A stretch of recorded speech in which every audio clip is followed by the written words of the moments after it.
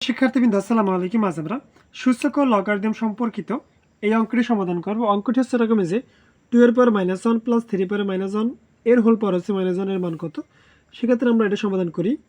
2 এর পাওয়ার -1 প্লাস 3 এর power plus 3 পাওয়ার হচ্ছে -1 হোল পাওয়ার হচ্ছে একটা -1।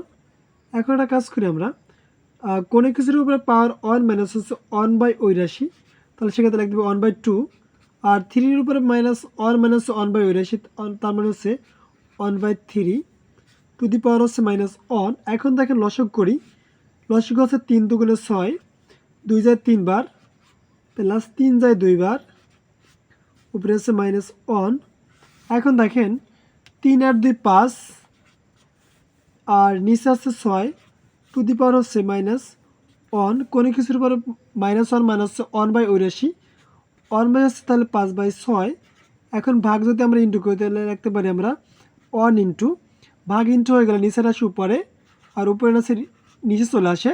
সেক্ষেত্রে আমাদের ফলাফল আসে 6/5, কারণ হচ্ছে 1 দ্বারা গুণ করলে এটুকু আসে, যা হচ্ছে আমাদের কাঙ্ক্ষিত ফলাফল। আশা করি বুঝতে পেরেছেন। এরকম নিত্য নতুন ম্যাথ পেতে অবশ্যই আমাদের পেজটিকে লাইক কমেন্ট শেয়ার করে সাথে থাকবেন। আজ এখানে শেষ করছি। আল্লাহ হাফিজ।